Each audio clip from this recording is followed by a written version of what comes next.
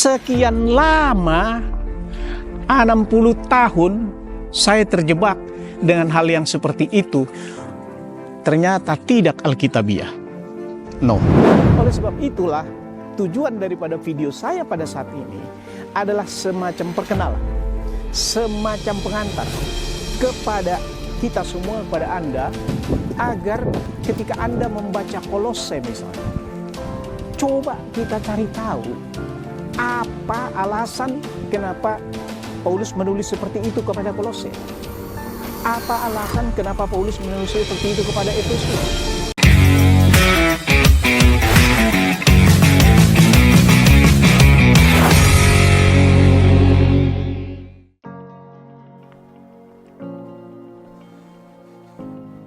Halo kawan-kawan, saya kembali lagi. Saya akan sediakan waktu untuk Anda semua. Kita akan membahas tentang apa yang sudah pernah saya janjikan pada waktu saya masih di Smyrna minggu lalu. Nah, tentang hari Sabat, tentang makanan, tentang macam-macam lain-lain. Dan namun demikian kawan-kawan, sesungguhnya pembahasan tentang hukum adalah sesuatu yang tidak gampang. Sebab itu sebelum saya mulai, saya akan menyampaikan kepada Anda dua fakta. Fakta yang pertama adalah pada waktu saya masih kecil, waktu masih di sekolah minggu, masih TK lah, sekolah minggu sampai SD, kita diajari di sekolah minggu. Yang terkait dengan pembahasan kita nanti adalah mengenai katekismus yang harus kita hafal, yaitu tentang 10 firman Allah.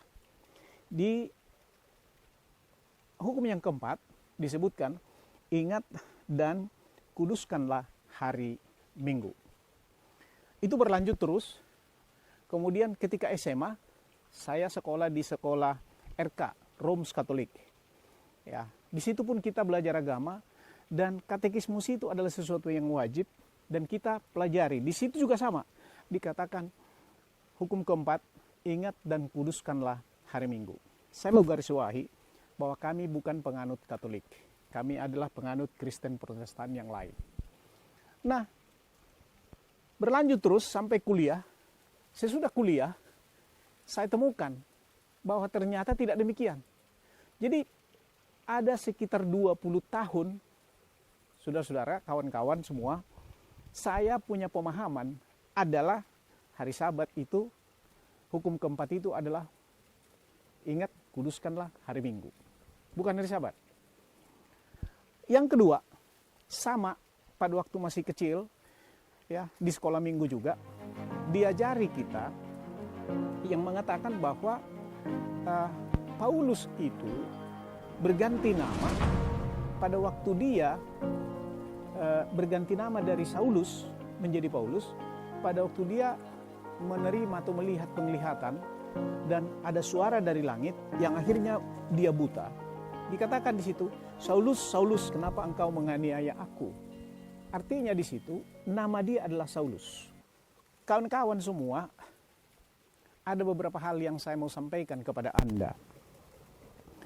Bahwa sesudah waktu berlalu, ya, kira-kira tahun yang lalu, karena saya, ya, puji Tuhan punya kesempatan, punya waktu, punya uang sedikit untuk bisa melakukan perjalanan menelusuri, ya, jejak Paulus, maka saya kembali pelajari ulang tentang tulisan-tulisan Paulus tentang wahyu, ya, terutama mengenai 7 jemaat.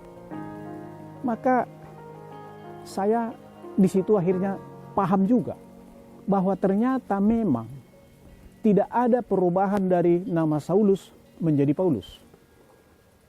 Artinya 60 tahun kawan-kawan, 60 tahun pemahaman saya bahwa Saulus berubah nama menjadi Paulus pada saat dia menerima pandangan ataupun penglihatan dari Tuhan. Salah. Saya stop dulu sampai di situ. Kawan-kawan, saya ingin sampaikan, saya kebetulan saja berprofesi sebagai seorang advokat dan usaha kecil-kecilan lah. Nah, dan kebetulan saat yang sama saya juga mengajar. Nah, dalam proses ini saya memahami tentang behavioral aspek daripada kita orang Indonesia ini. Sering kita mengambil kesimpulan ataupun keputusan untuk sesuatu yang kita tidak tahu, kita tidak paham. Sebab itu saya mau sampaikan 4 hal kepada kawan-kawan. Yang pertama, ya, 4 hal dalam pergaulan kita sehari-hari, ya, ketika menghadapi orang, ketika menghadapi kasus misalnya, 4 hal ini sangat penting. Yang pertama, tidak semua yang dilihat oleh mata kita benar seperti itu adanya. Anda boleh teruskan ini nanti dalam pikiran Anda. Yang kedua, tidak semua yang kita dengar itu betul seperti itu adanya. Yang ketiga, tidak semua yang kita rasakan itu betul seperti itu adanya. Yang keempat, kawan-kawan, tidak semua yang kita tahu itu benar seperti itu adanya. Fakta tadi mungkin Anda pengalaman juga punya fakta yang sama seperti saya, ya. Itu harus kita pahami. Artinya apa? Tidak semua pengetahuan Alkitab yang Anda tahu, yang Anda mengerti selama ini benar seperti itu. Anda harus cek and recheck kembali ke Alkitab untuk memahaminya. Itu modul pertama, kawan-kawan. Kemudian yang kedua, ya, saya kembali kepada Paulus. Kalau begitu, loh, Paulus itu berubah nama kapan? Ya, nah, kawan-kawan, sebelum saya lanjutkan ke Paulus ini menarik perhatian saya dan mestinya kepada semua orang Kristen. Bahkan kepada kawan-kawan yang dari Muslim pun, Paulus itu menarik. Tetapi bagi mereka, Paulus itu adalah seorang bidah yang merusak kekristenan. Bagi orang Kristen, Paulus itu adalah seorang pahlawan yang sesungguhnya. Ya. Sebab itu Paulus ini orang yang sangat penting untuk kita pahami, ya, seperti apa sebenarnya sudut pandang dia. Kenapa? Begini, Paulus adalah orang satu-satunya yang paling ahli di bidang hukum Taurat. Orang Israel, orang Yahudi. Dia seorang anggota Sanhedrin, ahli hukum di bawah Gamaliel, ketua Mahkamah Agung mereka. Pada waktu Stefanus dieksekusi lempari batu, ada endorsement dari Paulus. Dan dia ada di situ. Kemudian, Paulus itu satu-satunya orang ataupun rasul yang meneropong hukum Taurat dari sudut pandang dia sebagai ahli hukum. Ya, pelan-pelan saya sampaikan, sebagai ahli hukum, melihat kejadian pada waktu Kristus, Yesus masih ada, kemudian melihat rasul-rasulnya, bahkan mengejar-ngejar orang Kristen. Dengan apa? Dengan hukum Taurat yang ada di otaknya dia. Oleh sebab itu, kita tidak boleh terlepas dari pandangan Paulus tentang Injil, tentang hukum Taurat. Belakangan nanti akan saya sampaikan hal yang lainnya, tetapi saya tinggalkan dulu dari situ. Saya masuk dulu pertanyaan yang tertinggal tentang Paulus tadi. Ya. Kawan-kawan, Paulus itu lahir di Tarsus. Sekitar tahun 4 sampai tahun 10 sesudah Masehi. Tahun pastinya tidak tahu, tetapi sekitar situ. Artinya tahun kelahiran dia dengan Yesus itu tidak jauh berbeda. Yesus sebagai manusia, ya, Bedanya Yesus di di Bethlehem, dia di Tarsus. Dia lahir sebagai warga negara Roma, tetapi dia orang Yahudi.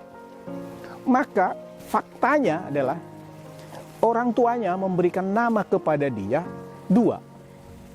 Satu, namanya adalah Saulus. Itu nama Yahudinya dia. Dua, namanya Pavlos sebagai warga negara Roma. Ya. Nah, dua nama ini sudah disandang oleh Paulus dari sejak kecil. Lalu orang tuanya, keluarganya membawa dia ke Yerusalem. Nah, sesudah sampai di Yerusalem, dia sekolah hukum di sana di bawah bimbingan Gamaliel. Itulah sebabnya di sana dia menggunakan nama Saulus. Karena apa? Karena tidak ada orang Yahudi yang suka dengan pemerintah Roma, dengan orang-orang Romawi. Mereka nggak suka, sehingga Paulus tetap menggunakan nama Saulus. Itulah sebabnya kemudian ketika dia mendapat penglihatan, waktu dia mau kejar-kejar orang-orang Kristen, Yesus datang. Terdengar suara dari langit mengatakan, Saulus, Saulus, kenapa engkau menganiaya aku? Nah, kapan nama Paulus muncul? Nama Paulus itu muncul ketika dia sesudah mengalami penolakan di Yerusalem, lalu dia menyingkir ke Antioquia. Antioquia itu adalah Antakya, Turki modern sekarang, di perbatasan antara Beirut dengan Suriah, dekat Aleppo situ, sekitar situ. Kira-kira 235 km jaraknya dari Tarsus. Lah dia menyingkir ke Antioquia. Di Antioquia dia ditemui disusul oleh murid-murid yang lain. Ya, Barnabas dan sebagainya. Lalu mereka pergi terus ke Mersin, dari Mersin ke Adana, dari situ ke Kapadocia, terus ke Galatia, ke Kolose, Efesus, dan seterusnya. Ya, disitulah muncul nama Paulus di wilayah Asia Kecil itu. Ya, jadi bukan nama dia berubah. Sekian lama, 60 tahun saya terjebak dengan hal yang seperti itu. Ternyata tidak alkitabiah. No. Kembali kepada Paulus tadi, ketika saya ngotot mengatakan tentang hukum hari Sabat, Anda jangan pikir saya tidak tahu mengenai Galatia. Coba Anda bayangkan. Kepada Galatia, saya mau gambarkan sedikit. Galatia itu saudara-saudara bukan kota. Galatia itu kayak satu wilayah seperti Jawa Barat gitulah. Nah, kepada jemaat-jemaat di Galatia, ya, Paulus menulis, "Hei kamu orang bodoh," katanya. Kalau sekarang itu kayak Rocky Gerung gitu, didungu-dunguin itu orang Galatia itu. Karena mereka kekeh memelihara hukum Taurat itu. Paulus katakan, kamu orang bodoh katanya. Ya, tidak ada keselamatan dari hukum Taurat. Jadi bukan saya tidak tahu bahwa tidak ada keselamatan dari hukum Taurat. Tidak ada keselamatan dari penurutan hukum Taurat. Tahu saya, sangat. Kawan-kawan, buku Galatia itu saya baca 3 kali puter, hanya 6 pasal itu. Saya tidak dapat intinya 3 kali saya baca. Saya bersyukur ketika kita baca, cari di ayat lain, ketemu. Oleh sebab itu yang saya mau katakan, bahwa dari semua buku ataupun tulisan yang ada di Alkitab, yang paling sulit dipahami adalah tulisan Paulus. Tulisan Paulus. Kenapa demikian? Rasul-rasul lain menarasikan apa yang dilihat oleh matanya, didengar kupingnya, dan dirasakan ketika dia bersama-sama dengan Yesus.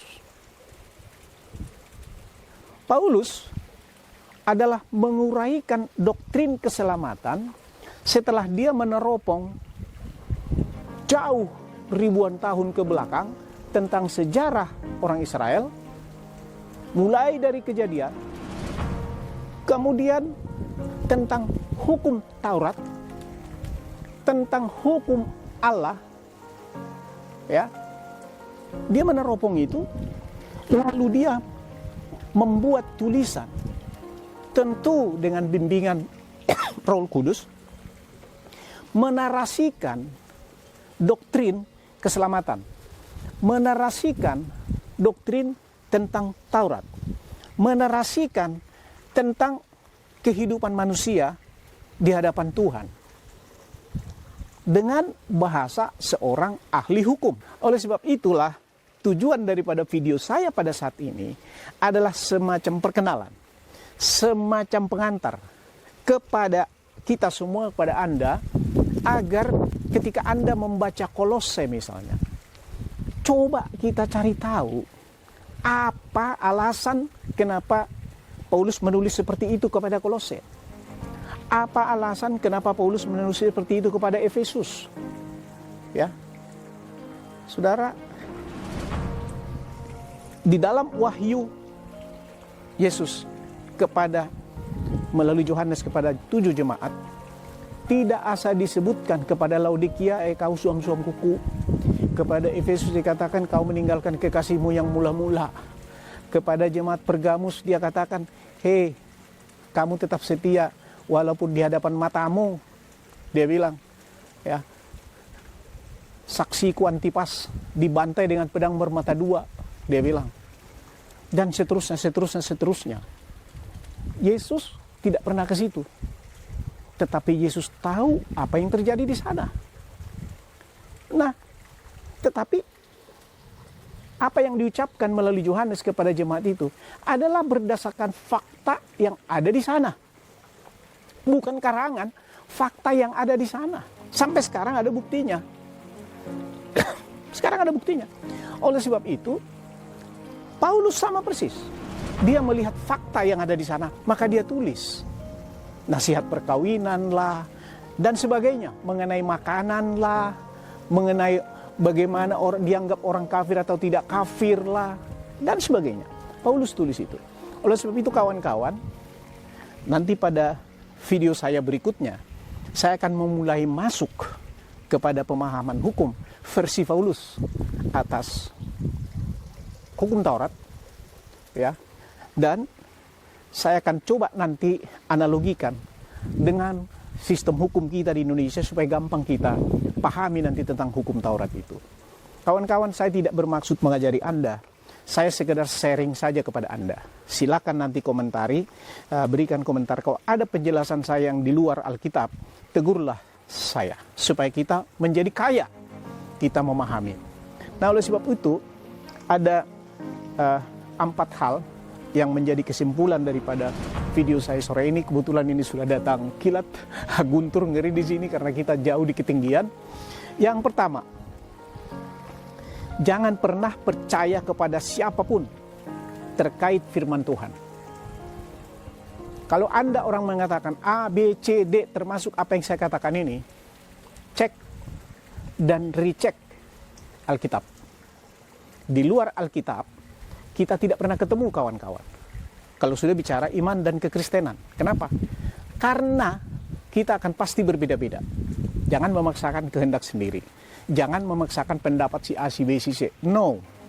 Check and recheck. Itu yang pertama.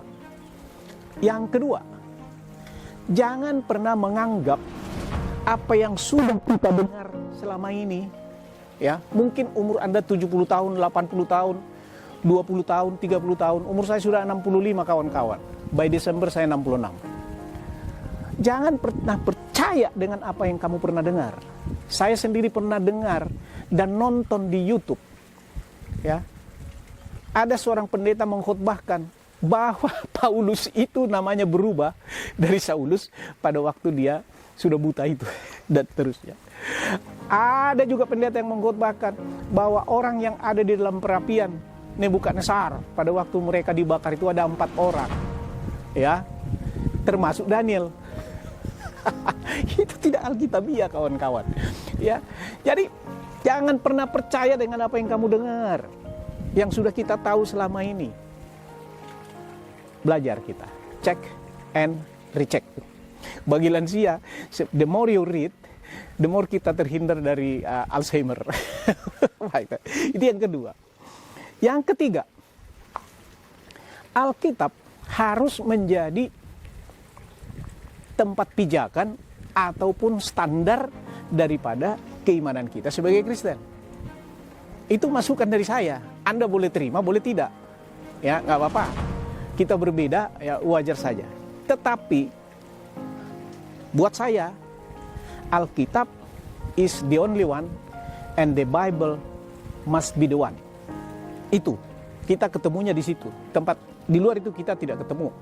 Ya, dan petunjuk Tuhan sudah dijelaskan, tidak boleh ada yang menambah atau mengurangi. Ya kan? Jadi kita ada secure di situ. Yang keempat, kita harus banyak berdoa. Kosongkanlah diri Anda, kosongkan diri kita, ya, supaya Roh Kudus bekerja bersama-sama dengan kita. Nah, itulah pesan saya sore hari ini. Kiranya Tuhan memberkati semua kawan-kawan. Nanti video saya berikutnya adalah mengenai hukum. Ya, pandangan Paulus saya bandingkan nanti dengan sistem hukum yang ada di negara kita supaya pemahaman kita menjadi lebih baik. Baiklah kawan-kawan, terima kasih banyak. Kawan-kawan yang di sekitar Bogor ini mari kita sudah berbuah, sudah banyak sebetulnya. Tadi saya dikasih tahu sudah ada yang matang sudah dikumpulin. Mari merapat, ya. Boleh kita di sini bakar-bakar singkong dan bakar jagung sambil makan markisa. Thank you.